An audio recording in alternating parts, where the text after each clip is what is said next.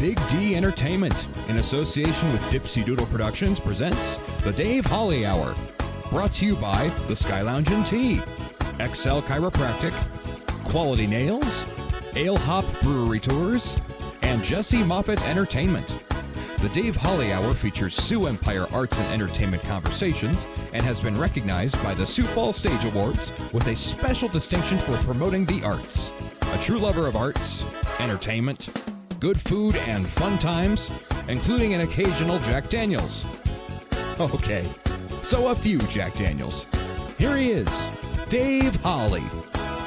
Thank you so much for the great introduction, Zach. You nail it every week. And of all of the introductions I've had, that is the most recent. Hello, everybody. I'm Dave Holly. Thank you so much for joining on episode 89. Boy, that countdown toward episode 100 getting closer every week. Of course, it stands to reason that's just the way that numbers work. Okay. Hope you are set to have a fun time today. He's joining us for the fourth time. That gets him tied for the lead on, the guest regularity scale. John Gaskins, the Director of Entertainment from the Sioux Falls Canaries, is going to be joining us coming up here in just a bit. But first, let's get ready to lift them high.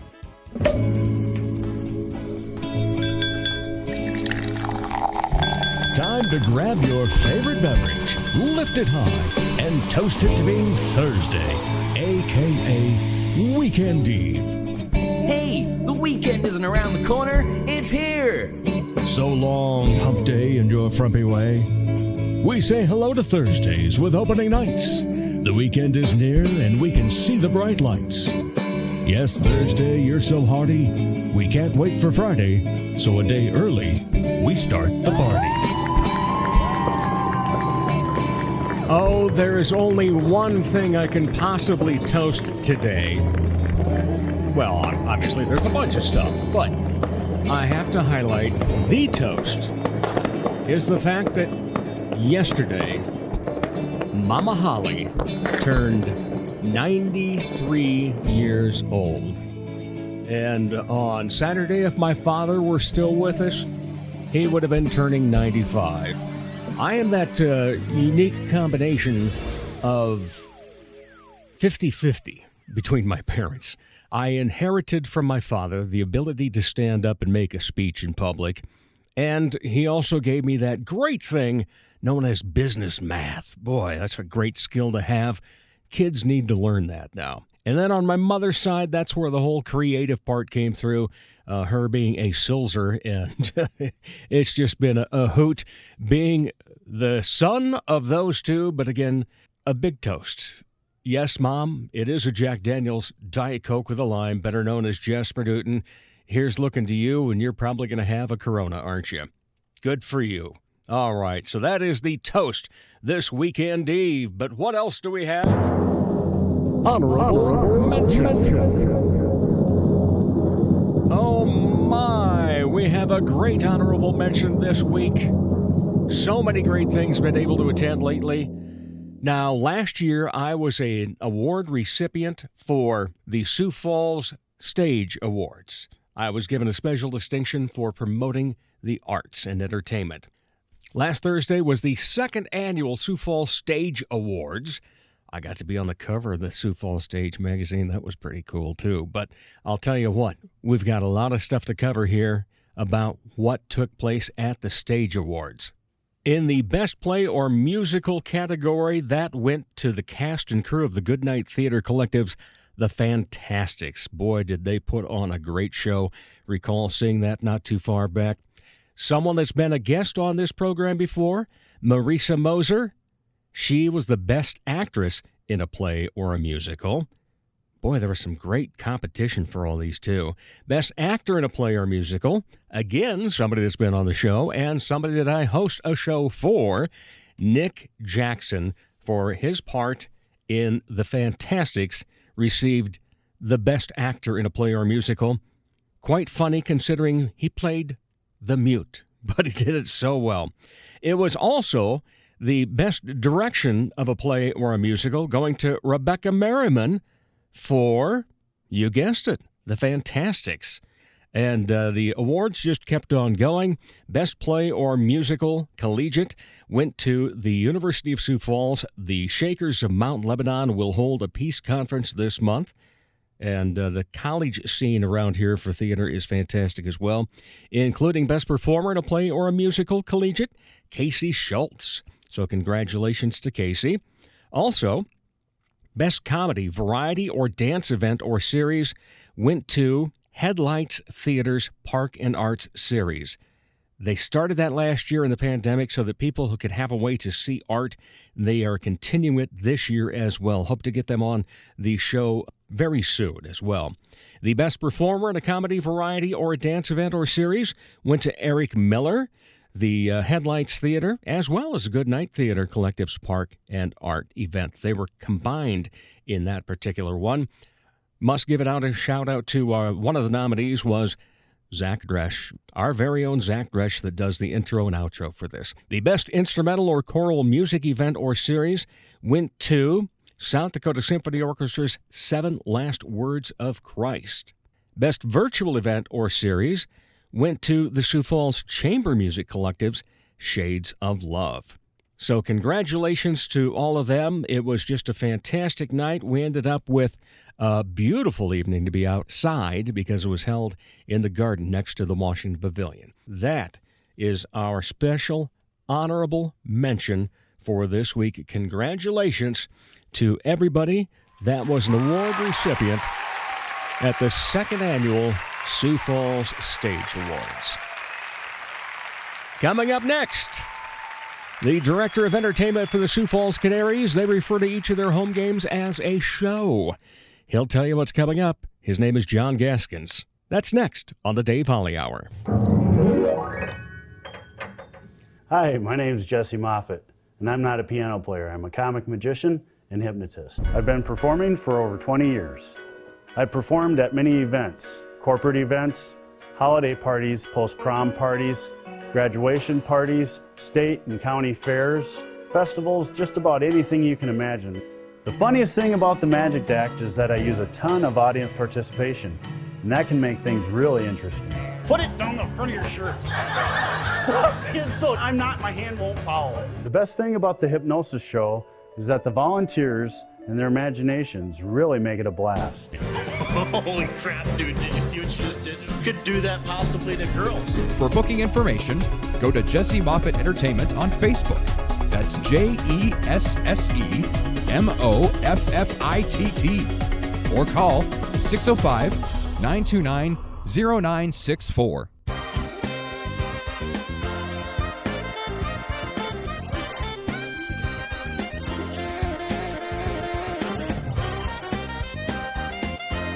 Welcome back, everyone. Such a pleasure to get together with this young man. He is the entertainment director at the Sioux Falls Canaries and needs a really large business card because that's not the only thing you are, John Gaskins. Party planner, theater director, marketer, promoter. You do it all. Yeah. One-man band. Dance, monkey, dance. I'm here to dance for you. You've had a pretty good run, though, with your interns this year. Have been mighty helpful putting on a lot of these things.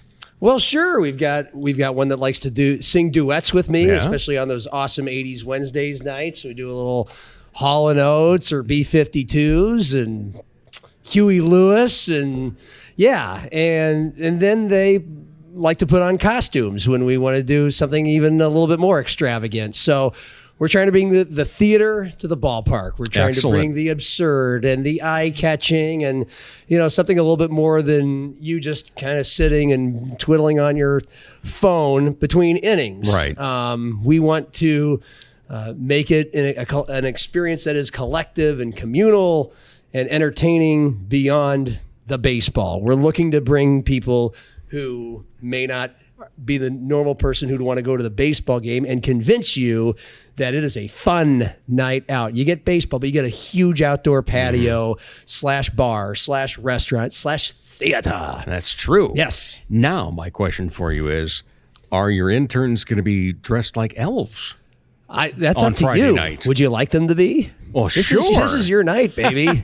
This is Christmas in July. Yes, it is. With Dave Holly as your special Santa Claus. Yep. And, so if you want some elves, by goodness, I'll send my interns out.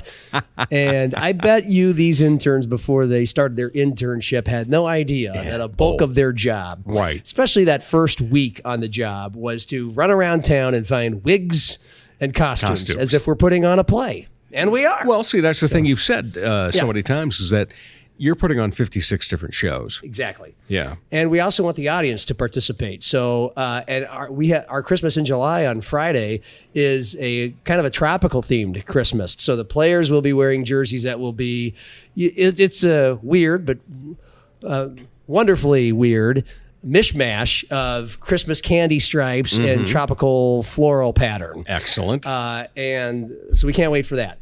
And therefore, if you're a fan, by all means, wear your tropical shirts, wear your Tommy Bahamas, but wear a Santa hat as well, or vice versa. Wear your Santa suit and grass skirt and a lei, or all the above, because we'll be doing the same thing. Like we had a Big Lebowski night. It's been our best game of the year so far. Right. Biggest crowd. And just the dudes, liveliest, and it was the perfect storm. We changed our name to the Dudes. Most people, I'm sure, who listen to this have watched The Big Lebowski. You don't need the explanation of the movie, but the fun part of it was, even if you hadn't, because this was not Star Wars. You know, we had a Fast and Furious night as well this year. The Big Lebowski is a cult film, and so we kind of thought we were rolling the dice a little bit by having a Big Lebowski on a Friday, our biggest nights. We only have 9 or 10 of them. Fireworks after the game, so people stay, and we have a captive audience. And we thought maybe Big Lebowski's better on a Thursday, a Thirsty Thursday, because it's just not mainstream enough. And yet, because of the fact that we changed our name to the Dudes, which is the main character in the movie, Jeff Bridges, and we had alternative jerseys that looked like the sweater that he wore. The people who had not seen the movie, all they knew was we changed our name to the Dudes, and we had these funky uniforms, and it worked. And I played the dude, and I had the hair, and I had the robe. And so little kids who I guarantee you have not seen The Big Lebowski, because they're like 9. Even I'm pretty lax when it comes to whatever I'd let my kids watch. And my parents were too, but I don't know if I'd let them watch The Big Lebowski at age 9. So chances are they had not seen it, and yet I kept hearing, "Hey, dude! Hey, dude! How you doing, dude?" That's great. And we also had a bunch of dudes in robes. We had people. We gave a ticket discount to anyone who wore a robe to the game. And by gosh, we had people wearing the robes. And what does that create? That just creates a party. I mean, you have a bunch of people wearing robes, yelling "dude," and that's the sweet spot. That's what we've been aiming for. So Friday night, Christmas in July, Saturday night, the beer fest and the Hawkeye night. Of course, we are expecting on Saturday a bunch of people who love their beer, and we'll drink some of it for the beer fest and the beer tasting before the game, but also the Iowa Hawkeye fans who will dress accordingly, just like the Jackrabbit fans did for Jackrabbit Night. This past you had blue and yellow, now you have black and yellow. There you go. Yeah. And it's going to be hard for me to stomach as a Husker fan, but it's for the love of the game. That's right. Yep. For love of the game. And the show. The show. Yeah. And that actually has 2 meanings. When it comes to baseball, you're putting on 56 shows. Yeah. That's where every minor league baseball player wants to end up, is at the show. Sure. The major leagues. Yes. You've had some success recently with some players that have been able to sign with major league major league clubs, rather. Mm-hmm. So, we do have talent as well that's going to be there putting on a baseball game for you. Sure. And that can be theater sometimes as well. Well, again, for those who may just not be baseball lovers, or if you are, like you, Dave, the birdcage, the stadium itself, just naturally is a setting for a lot of chaos to happen on the baseball field. We do not have very many boring old 2-0 or 4-1 games. We just don't. A lot of our games are 10-6. We've had some 16-12s. We had a 7-6 Friday or Saturday, and it actually felt normal. Like, it didn't feel like, oh wow, those were some real fireworks. I was like, wow, that was tamped down pretty well. It's just a place where left field and right field, it's easy to hit home runs. Best way to explain that. The fly ball in another park is a home run in our park. So when you come to the park, I almost guarantee you're going to see at least one home run, probably more like 3 or 4 or 5. We fell behind 4-0 on Friday, and it was nothing. We got 5 runs back by the end of the second inning, and it was 5-4, and then it was a back and forth game the rest of the way. So even on Saturday, we gave up 9 runs in the first inning. It was abysmal, and I was like, oh. Got all these Jackrabbit fans here. They're used to their teams kicking butt left and right, and all of their big events to be parties. And part of that is because their team plays well and they feed off that energy right from the get-go. And yet we got 4 runs right back in the bottom of the first inning, and it was game on, and people were engaged. So our record isn't great. Not going to lie, we've been struggling, but we score a lot of runs, and no lead is safe at that place.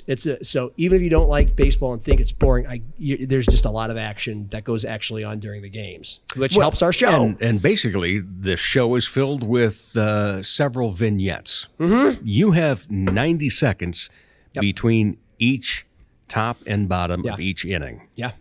And so it's how's it been for you actually thinking of it in terms of, okay, here's our particular theme for the night. Yeah. And how am I going to build on this so that it kind of has a beginning, it has a story, and it has a conclusion? Yeah. Well, some nights we lean on live entertainment. Like, for example, we had a dad bod Olympics a few weeks ago. We had an ice cream Olympics. Yesterday, we're taping this on Monday. On a Sunday, we had the ice cream Olympics. So when it's something billed as the Olympics, it's live competition involving real people.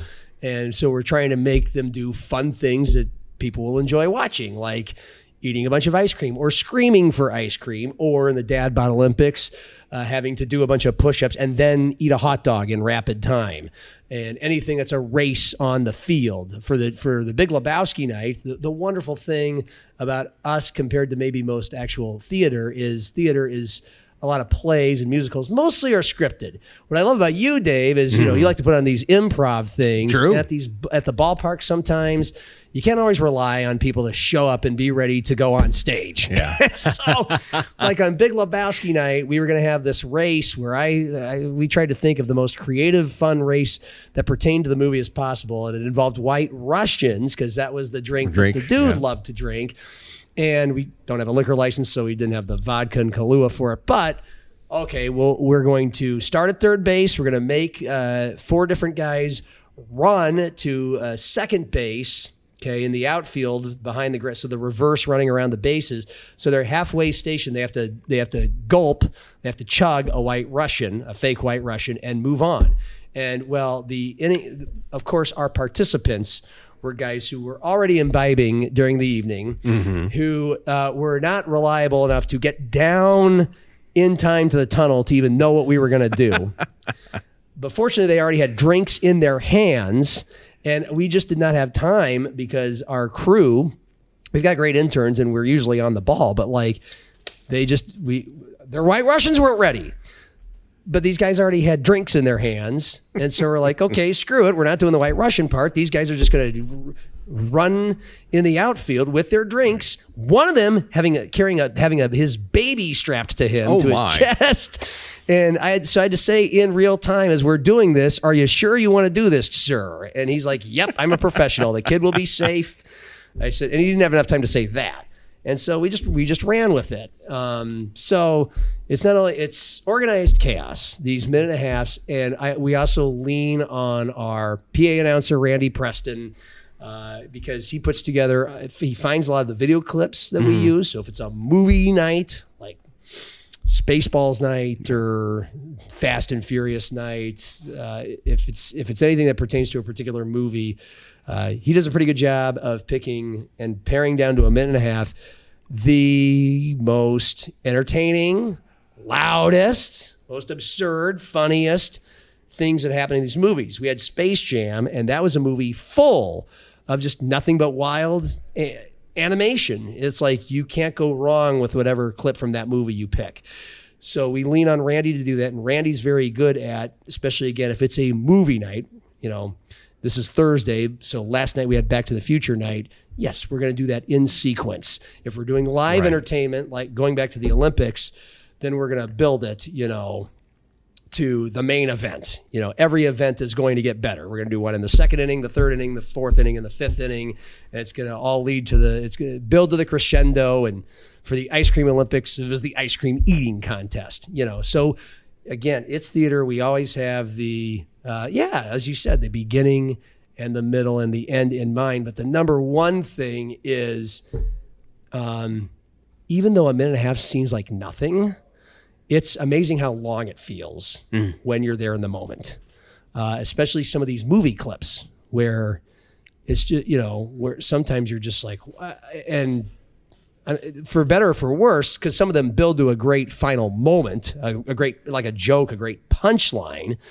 But you're like, wow, this just seems really long when you're in a stadium full of people and you're just watching it on the screen. So we've gone back to the drawing board a few times and we've kind of screened our movie clips. Like, it's got to catch you right away because these people will get out of their seats and leave for a beer. We want them to go leave their seats and go get a beer, but we also want them, once a clip starts, within the first 10 seconds to go, I got to watch this, and we keep a good eye on how many people are watching and paying attention and are laughing. If these videos get applause at the end, then we know we've picked a good one. So we're looking for that. And the videos have been enhanced this year thanks to that $500,000 scoreboard. Stuff we could not do right. in the past 30 years before this one. Just, we would not anchor any theme or any show around video clips. Just couldn't. This board was too small. So it's nice. So besides Santa Claus, and then you said it's Iowa Hawkeye and beer night on Saturday night. What else is coming up in the remainder of the 56 shows? Thank you. I feel like Mike Huther when I said thank you, Mike. Thank you. My man, Mike. We have a WWE night. I mean, speaking of sports theater, you might just have to be there. Indeed. Yeah. I mean, talk about a night where this is exactly what the Canaries are aiming for in our new age, in our new ownership. Shows, not games, we want everybody who shows up at this game to be dressed like their favorite all-time wrestler, their favorite all-time fake wrestler, whoever that is. I don't have a singlet anymore. It's probably a good thing. Although I was going to compliment you on how you continue to look better and better these days, Dave. That's going to be a really difficult night, Thursday, August 19th, to whittle down our entertainment because we can do a lot of fun things live. I think you should add to it as well. All right.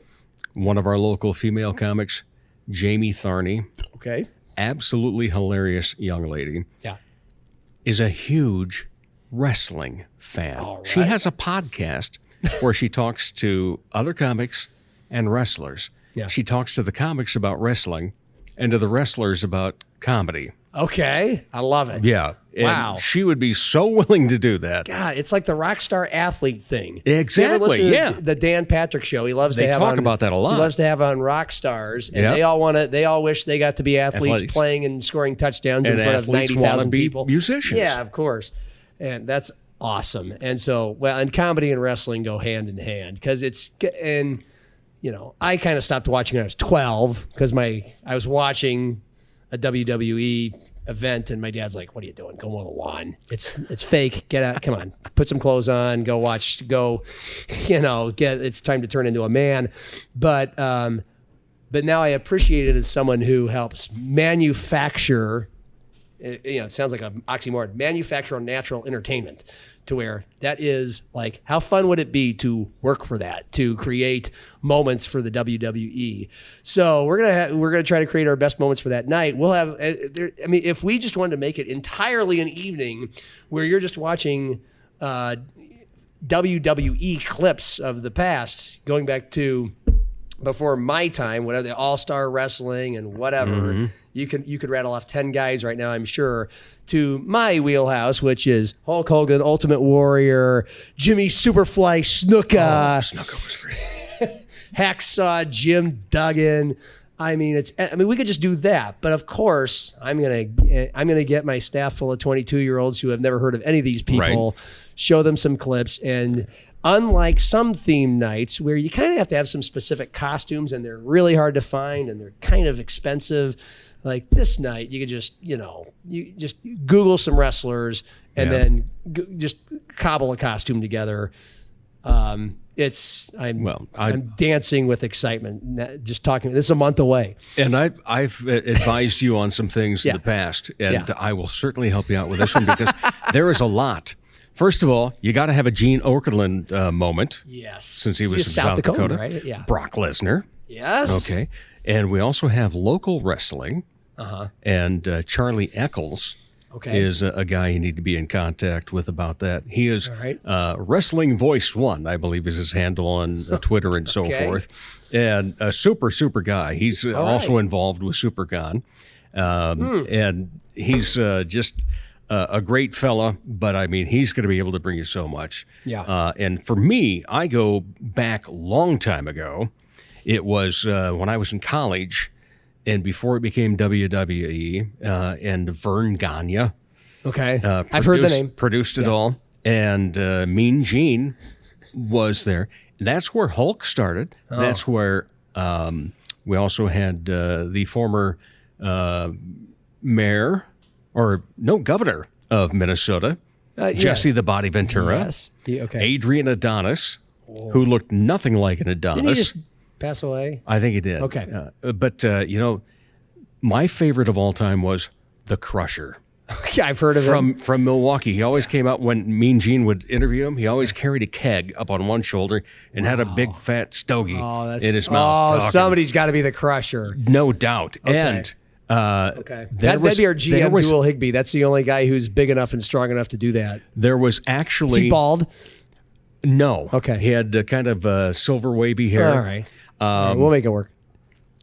There was a group, and they even had a little bit of a hit with a song about the Crusher. Okay. It's a horrible song, but it's going to give you your 90 seconds to have fun with. Yes. Yes, so that'll go I'm a horrible in there. singer, and I sing every night. That's partly what we do. I love it. And you have fun every night. We do. And speaking of SuperCon, our last Saturday night will be Superhero Saturday. Excellent. So, same thing. We want as many people as possible to dress up for this. Pretend it is a SuperCon. Pretend it's SuperCon. That's it. We haven't set the parameters yet, but like for Big Lebowski night, you got in with a discount if you wore a robe. A little extra incentive to participate in the fun. Because it's one thing for me as the host. It's one thing for the Electronics video board as a big star with the clips, or Randy to announce or say whatever he's going to say. And maybe sometimes with my staff to wear costumes or be a part of the singing and dancing. But when the fans are in on it, when we've got 2,000, 3,000, 4,000 people wearing superhero costumes, I mean, just imagine how much fun that is. So that's Saturday, September 4th. All right. You think there's going to be and that's an all ages show. That's what we love about that. True. I was surprised at how much the Big Lebowski was an all ages show. Again, because kids loved the word dude. That was all it took. Space Jam night was also that wheelhouse. May the Schwartz be with you. Yeah. Well, that was Spaceballs. Spaceballs, excuse me. Yes. Spaceballs was a little more nuanced and narrow, but that was fine. We like to have our 80s fun on Awesome 80s Wednesdays, but Space Jam was, that was even, I read a Roger Ebert review of that just for fun. I watched it like a couple nights before the event and then read a Roger Ebert review. And I felt good about having a Space Jam night because, as Roger Ebert said, the parents love it and the kids love it too. We try to do as much of that as we can. That's WWE. That is superhero night. It's like, no matter how old you are, you get to be a kid again with your kids. So, get ready for Superhero Night September 4th as well. And then we have another team night on August 14th, USD Coyote Night. Really excited about that because that's where we're going to, as far as we have planned at the moment, we're talking the Charlie the mascot, Charlie the Coyote, perhaps, I'm hoping, I'm crossing my fingers for the first time ever, as far as I know, at a Canaries game, a pep band will be there. Oh, wow. I mean, I've been trying, and I hope it becomes a staple of our shows in the future. But boy, if we get just part of the USD pep band there, to have them playing all night long. And then the same thing we did for Jackrabbit Night, just play some fun highlights, play the fight song as many times as we can, because fans never get that tired. We want you to feel like you're at a Coyote football or basketball game. You're just at a Canaries baseball game, and it's a big party. It's a big tailgate, because why do you want to wait until the early September at the first game at the Dome? Come on out and do the thing with us on August 14th. So those are a few highlights that we got coming up in August. All right, so I know you've got things September. planned out at this point, but do you also have the availability that if someone that's in the arts and entertainment world comes up to you and says, "Hey, John, I think this would really be a cool thing to do," would you have room for that at this point? Yeah, especially before our games. I mean, that's one thing we want to create and maintain is our gates open at 6 every game for 7 o'clock games. They open an hour before first pitch. And, we have the same people usually that like to come, walk in. They're lined up 20 or 30 minutes before the gates open. So an hour and a half before the game starts. And they'll come in and they'll sit down in their seats and they'll hang out and they'll have a drink or two, maybe their dinner, and, listen to some tunes that we play on our sound system in the stadium and sit and chill and relax. What we love to have more and more and more of is actual live bands. And this is nothing new to the Birdcage. It's happened before, but it's kind of something that's drifted away and that we want to bring back, is to have some concerts before the games and after the games. But we want to start with before the games. Gates open at 6, Tuesday through Thursday. Tuesday through Friday, and then they open at 5 on Saturdays for 6 o'clock games. And for people to come, walk in, a local band or musician, singer, whoever, comes in and brings their crowd with them. The same crowd that follows them on Twitter and Facebook and is going to show up at McNally's on Friday or, Remedy on Saturday, whatever. They're going to be there because they love that band. And they come to the Birdcage an hour before the game starts. They get an hour show, and then you watch some baseball. And ideally, we're tracking down the technology and the capability, like some old days of Canaries baseball, to have some live musicians play between innings. Take some of those parts of the game that I've been telling you about with the movie video clips and my shabby singing and dancing and our interns putting on costumes. But I mean, if we had a pro who can actually sing and sing well on their own, because I use, when I sing Sweet Caroline, or when Neil Diamond's nephew, Doug Diamond, sings Sweet Caroline, he's singing with Neil, because Doug can't carry a tune on his own. I mean, we go back to the days where we had the Haig brothers playing some songs, like they're at the Birdcage was just another bar they were playing karaoke at, or just doing their cover tunes at. It just happened to be between innings. We're trying to bring that back, and we will.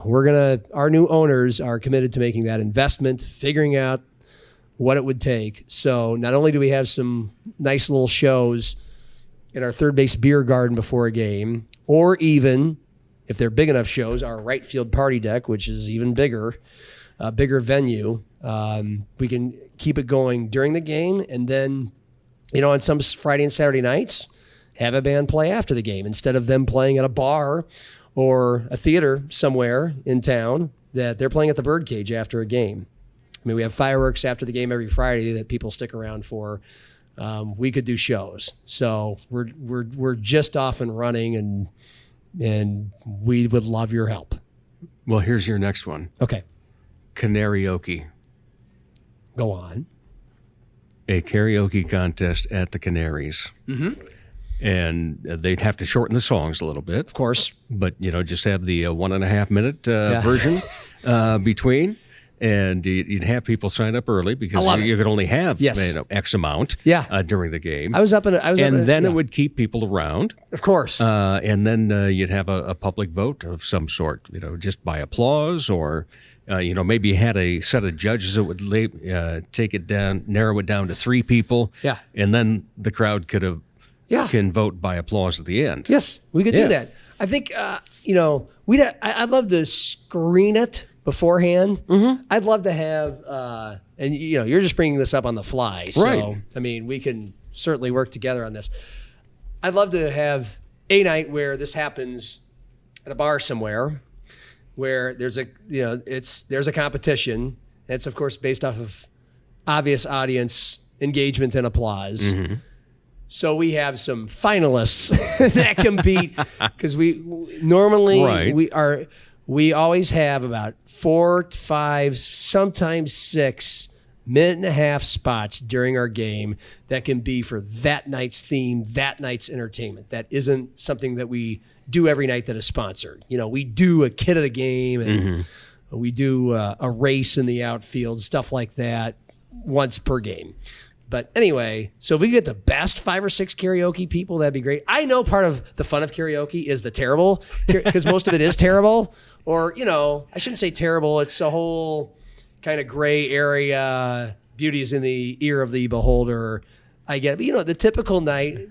Tell me if I'm wrong. You go out a lot more than I do. Still. Oh, we have quite a few talented karaoke singers too. I'm sure. I know we do, and I know the most talented are probably listening to this podcast. But your typical night of karaoke is there's a little good, there's a lot of bad. And sometimes the bad, sometimes the train wreck is funny, but a lot of it is like, oh God, when is this song going to be over? Like either that or you start feeling sorry for that person. Yes, seriously. Yes. And you wonder, was it a case of did somewhere along in their life somebody tell them they could sing? Nobody had the heart. Yeah, exactly. Right. Yeah. And some people know they're terrible and go up there and belt it out anyway. That's always kind of been. Yeah. That's always kind of been me. I try to pick easy songs that the crowd can participate in on, like Sweet Caroline. I mean, after doing Sweet Caroline for karaoke as my safe go-to crowd pleaser forever, 15, 20 years, now I get to do it every night at the ballpark. It's fun, but I have the awareness that people, like that.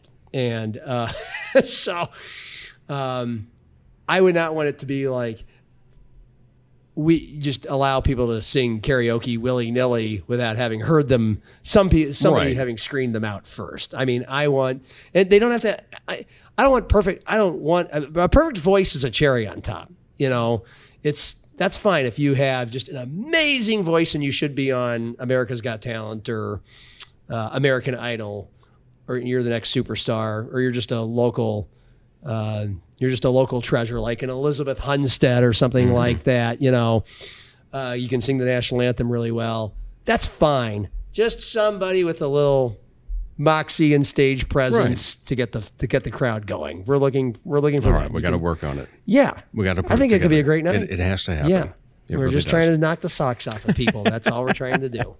Thank you. We're speaking with John Gaskins from the Sioux Falls Canaries, and we're going to take a break here and come back to hear more tales of the birds in just a moment. Dr. Perry Langston and Dr. Corey Tooney know excellence is in you. That's why they provide you with excellent care at XO Chiropractic, improving your overall health in spirit, body, mind, and will. Get results the natural way. Arrange a consultation, 605-332-9235 or exokairos.com. Excellent care for excellent people. XO Chiropractic, located at 4309 South Racket Drive in Sioux Falls. Sure, they have darts, and you've heard me talk about how ruggedly handsome the trivia host is, but all caps fun never stops at the Sky Lounge and Tea. And fun is best had with your friends enjoying live entertainment, as in live and local. Yeah, the Sky Lounge believes in giving you the best bands, solo artists, and comedians from the area. The Neo Johnsons, Elizabeth Hunstead, Skylar Volks, as well as many others. And a great staff will make sure you enjoy your fun at the Sky Lounge in Tea, South Dakota.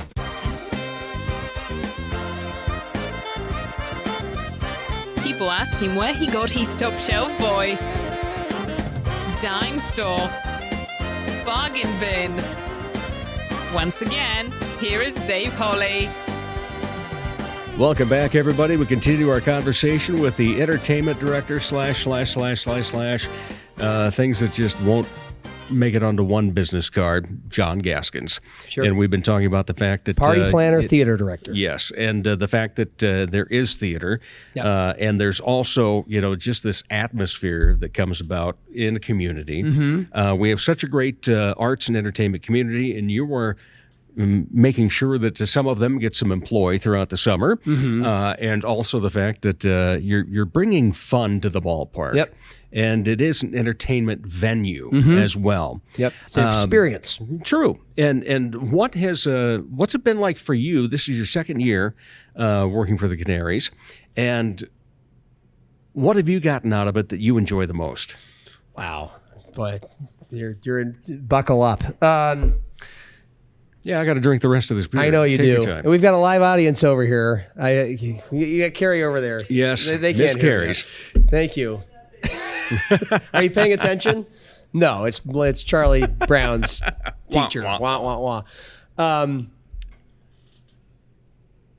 So I'm a radio guy, an old radio guy like you. Yep. And I love putting on the best possible show.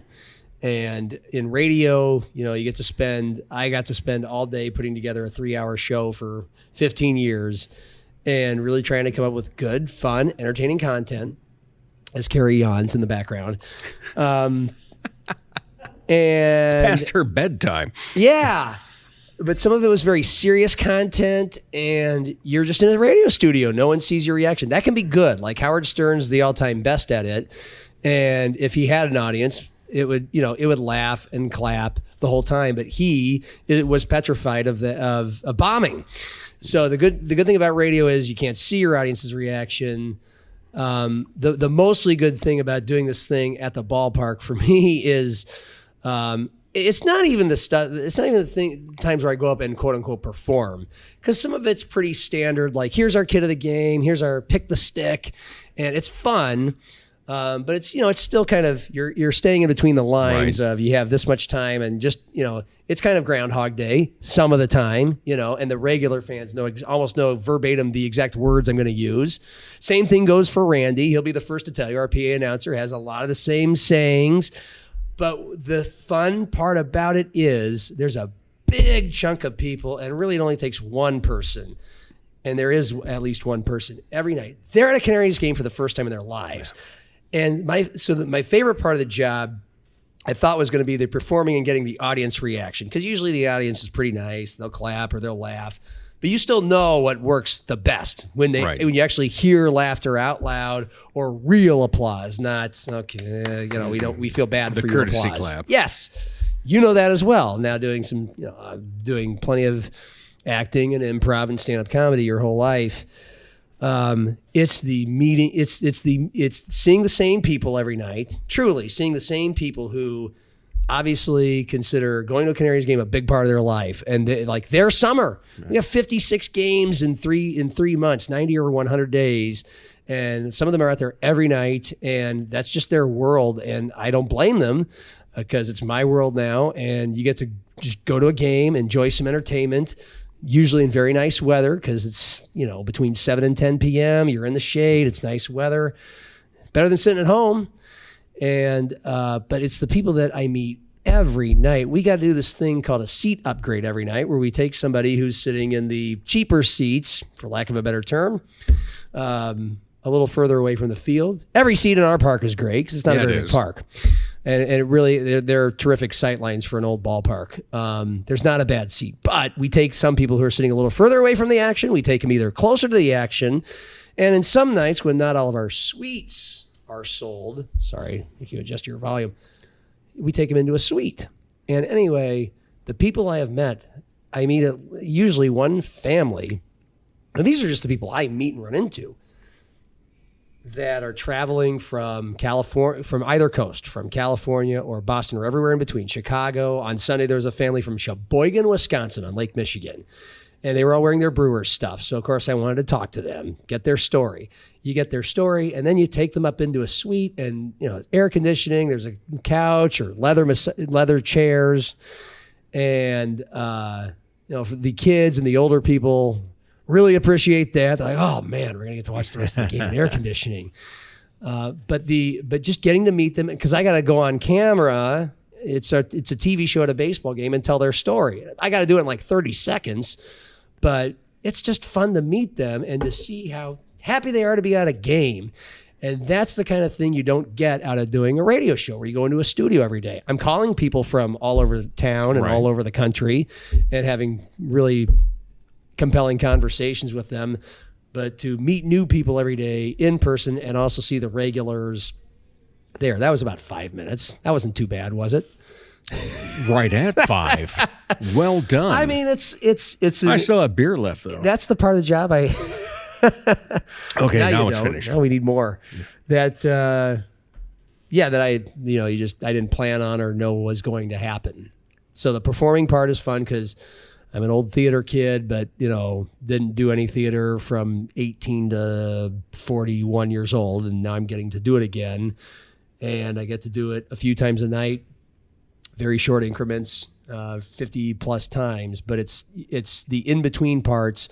I'm frankly not watching a lot of baseball, because there's always the next thing to do. There's always the next thing to do, but part of those things is the people that are involved in them, the kid, the family, the people you're moving to the seat upgrade, the hometown hero. We honor a different veteran or military member every night. And they all have, of course, incredible stories. We've had several Vietnam War veterans, some of who were in combat and saw people's heads get shot off.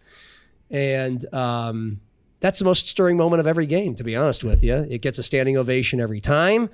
And just me as the person who compiled and now is reading this person's history in the military and always wrap it up with what it did for them, why they did it. Everything from it was just cool to see the world to far more kind of, frankly, political type of reasons or statements, whatever it is. You're giving someone who gave a lot of their time, a lot of their energy and sweat, and sometimes just a lot of their misery to something for a long time. And a lot of them, we approach a lot of them because a lot of the veterans wear hats to the game. So of course, we have to have a different hometown hero for every game. You want to be our hometown hero? A lot of them are too humble to do it. Right. I don't want to do it. And so another part of my job is convincing them, no, you do, because I didn't serve, I didn't go through all that stuff, but I've now met enough of them who have. That, especially the Vietnam vets who didn't have the friendliest homecomings. Exactly. Yeah. You nailed it. And it has stuck with some of them for 40, 50 years. And so for 1 minute, just to kind of explain what they did and to have the whole crowd stand up and give them a standing ovation, and in some cases, of course, bring tear to their eyes, then, hopefully that gives them some sort of feeling of it's worth it. People do support me. Now you're doing a bunch of things that go far beyond baseball. It goes far beyond the theater and the entertainment. And we do that once every game. And that was something I didn't know when I started the job we were going to do and that I would like that much. And that has nothing to do, I'm just reading a script. When I'm trying to give them their due and make it as dignified and enthusiastic as possible to give them their due. But, okay, so that's another 3 minutes of what I've liked most about the job. I'll spend another second on, it's just, every game's a little bit of chaos. We've got all this organization, all these things that we have planned we're going to do to satisfy sponsors, to entertain fans and everything in between. And then, just like in the theater, the stuff that goes on backstage, sometimes people aren't ready to go on and, it's and trying to figure out in the moment the problem solving in real time, where no matter what, the curtain's going to lift. You got to be out there whether you're ready or not. That's a fun rush, and it's always a fun story to tell. So all right, so you do have things that you have to do each game, that are sponsored and so forth. What is your favorite game out of that stuff, Dave? Because I know what mine has become. Okay, I'll let you tell me that. What is it? The kid choosing between the $100 bill. That's everybody's favorite. I'll be honest, it's not my favorite, but we don't need to go into that because but it is one of my favorites. Because you tell me what you like about it. Explain the game. I've been doing too much talking. You explain. No, the game. I just enjoy the fun fact that there's 3 different prices that the child can it's called run Tempt to. the Toddler, by the way. Yes, and one of the prizes is a $100 bill. Yeah. And I like to see when the kid doesn't do it, but that's rare. When he doesn't choose the money, right? Yeah, but because then it's the child choosing, and so you just exactly. So you sit back there and go, okay, does the child understand the value of $100 bill? Or does the child just want to please mom and dad? That because that's what they're whispering. Go for the $100 bill. Yeah. And you so want me to take you and your audience behind the curtain a little bit? Yeah. We have had to tell the parents who signed up for this, you cannot coach your kid. Right. You cannot be on the field with them during the game. And frankly, it's now a $20 bill. Oh, okay. Because the money's gotten chosen so much. So often. But it's still the concept in the theater of money. It's great. Yeah. I mean, what a fun concept. It is. And part of what I used to not like about it was half the time we're dealing with 2, 3, and 4-year-old kids, sometimes 18 months old. And they have no attention span, and they have very little awareness of really what's going on at any given time.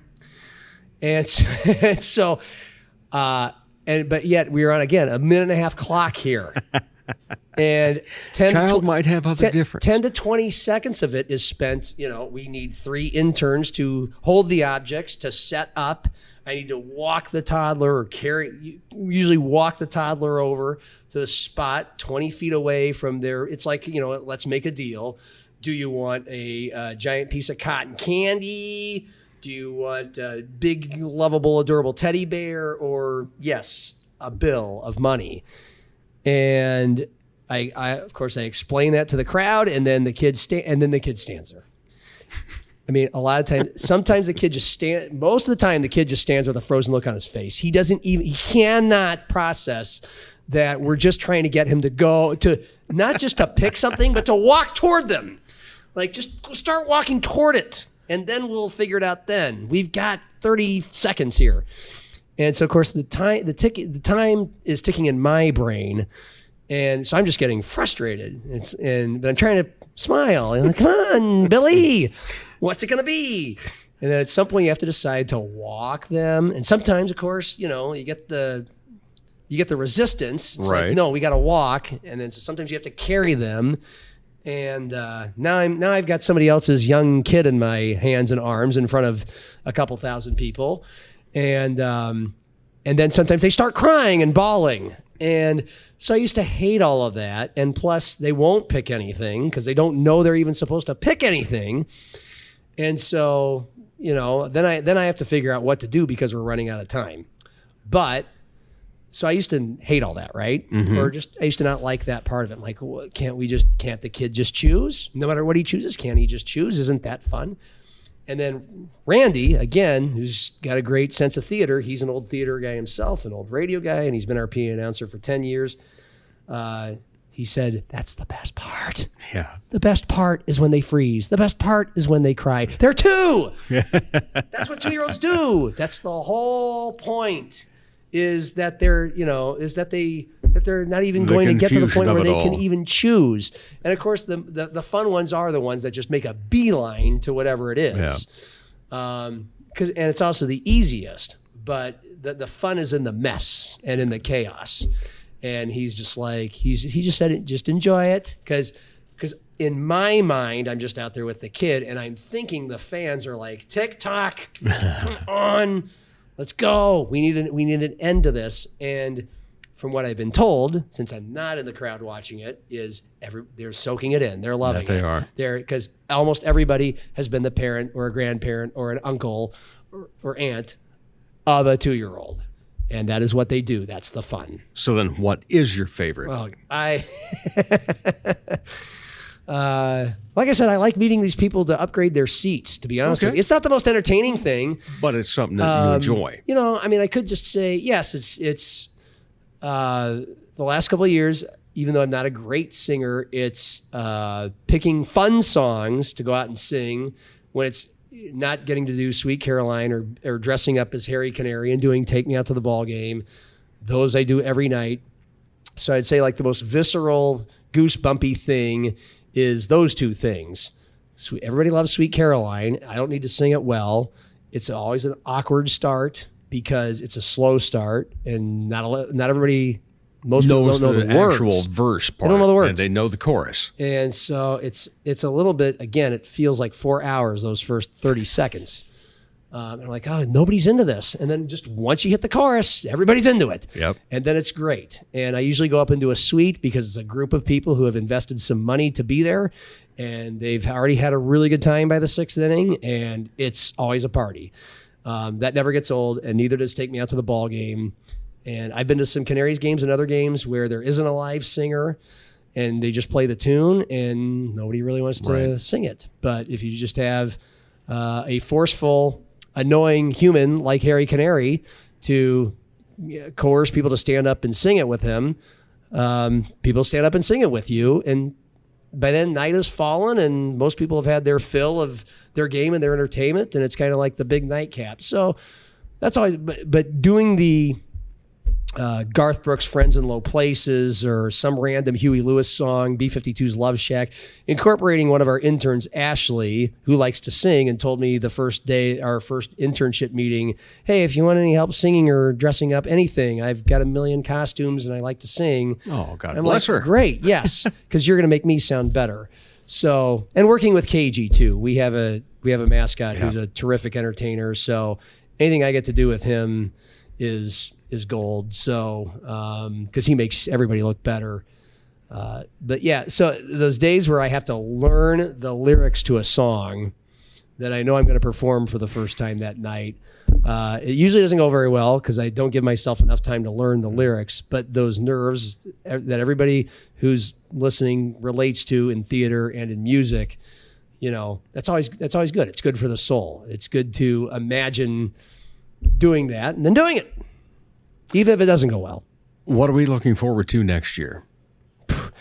I want to see more musicians and entertainers out at the park and adding to the thrill and the entertainment of it during the games and before and after the games, and just building upon nights like Jackrabbit Night was great, but I want the mascot there. I want the pep band there. And we want more Jackrabbit fans there. There were plenty, but we could have had more. Mm-hmm. So building off of the things we're trying to do this year, I think we've got down the general identity of this thing. Our owners went before the city council. I mean, we've got a long game here with the Sioux Falls Canaries.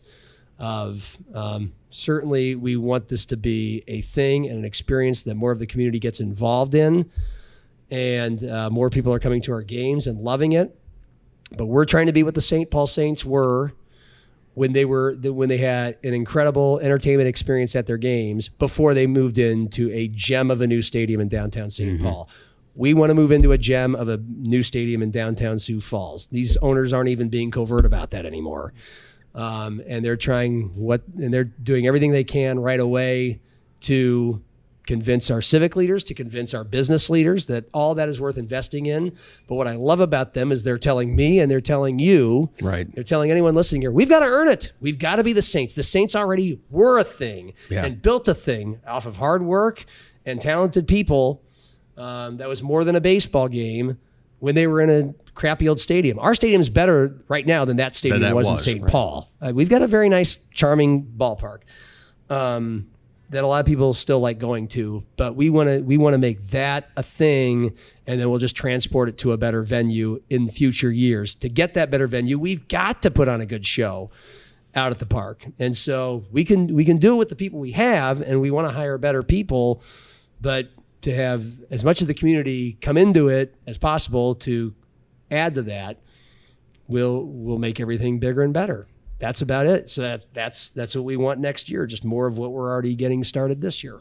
Yeah, we look forward to it, and we're so thankful that we've had such great things happening this year. Yes. And the rest of the shows that are still available to us. I'll say this: the owners went to the city council the other day, and they did a presentation in front of them, but they also got a chance to talk to all of them afterwards. And one of the owners told me on Friday night that one of the councilmen told them that I have heard what he said, that councilman has heard more about the Sioux Falls Canaries this summer than in the last 20 years. Excellent. And that's all we could ask for. Yeah.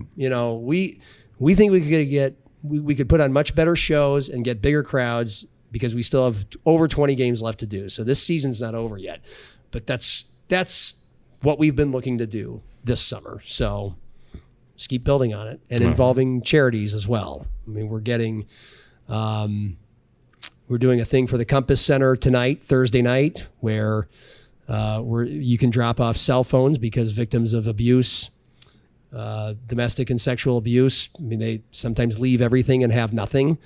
And so we're going to have cell phone drop-offs, but these owners are starting a new community fund, and it goes toward programs involving education and character development of young, at-risk, underserved, underprivileged youth. So it's more of being a part. Pride Night is the same thing, being a bigger part of the Sioux Falls community, and more of the Sioux Falls community being a part of us. So that's another thing we're looking to build on. Well, and John Gaskins, we're glad you're a part of the Sioux Falls Canaries. Hey. And the Dave Holly I believe this is 4 now you've been on? Well, 3 this year. 3 this year and 1 last year. So you are now tied for the lead of the most wanted guest. I appreciate the All opportunity. Right. Hey, thanks, John. Thank you, and we'll see you on set. I mean, speaking of, we're far from done at the Birdcage. Yes. I mean, this is, speaking of bringing in local talent. Folks, come on out and see Dave. He's Santa Claus on Saturday night, Christmas in July. This is Thought it was Friday night. Your show. Friday night. Friday night. Sorry. You had my producer worried. We're right in the middle of a 9-game homestand. They're all special games. That they are. But yes, it is Friday night, Salvation Army, Christmas in July, tropical uniforms, Dave Holly as Santa, and singing the national anthem. And Gary Canary. Harry Canary's brother, singing Take Me Out to the Ball That's Game. right. All right. Thank you. Look forward to being there. And this is going to wrap things up in just a moment on the Dave Holly Hour. Ladies, when it's time to give your nails some love, get that extra special treatment from Quality Nails on South Minnesota Avenue in Sioux Falls. Manicures and pedicures that look great and make you feel fantastic. Zaya and Tony provide professional care for your hands and feet, whether you just want the basics or an extra special look with added flair. Oh, and guys, it's okay to treat yourself too. Quality Nails. Call for an appointment. 605-334-1463. From the Dipsy Doodle Studios at the world headquarters of Big D Entertainment, a 40-square-foot home studio in the middle of America, it's Dave Holly. Hey, thanks again, everybody. Certainly appreciate you listening, no matter what platform you choose, whether you stream, whether you download. Also, thank you for the shares, the likes, everything else that you do on social media. We're available on Facebook. You will find us, of course, in Instagram and on Twitter. Also, don't forget, a couple of websites, DaveHollyHour.com. That's where you'll find out more about this show. And then for more about what I do for other entertainment, there is DaveHolly.com. Don't worry if you forget one. You can link to the other one by going to one of them, all right? So it's very easy. Thank you again to our friends down at the Wood Grain Brewery, Frontier Bank, and Agua Fresh. That wonderful space that's in between them in that lobby down at 9th and Phillips is a great place where we usually hold our conversations. So thank you to them. And, of course, thank you to this week's guest, John Gaskins. Certainly do appreciate having him along, telling us more about the Sioux Falls Canaries and what's going on out at the old ballpark. That's going to wrap things up. Remember, I'm Dave Holly, and for me, every day is a holiday. The Dave Holly Hour has been brought to you by the Sky Lounge and Tea, XL Chiropractic, Quality Nails, Ale Hop Brewery Tours, and Jesse Moppet Entertainment. If you would like to contribute to the continued success of this podcast, go to davehollyhour.com. At the bottom of the front page is the additional links section. Click on the orange button, Dave Holly on Linktree. You can order merchandise, become a Dave Holly Hour VIP, and make contributions to the show. The Dave Holly Hour is produced in the Dipsy Doodle Studios by Big D Entertainment. Thanks for listening.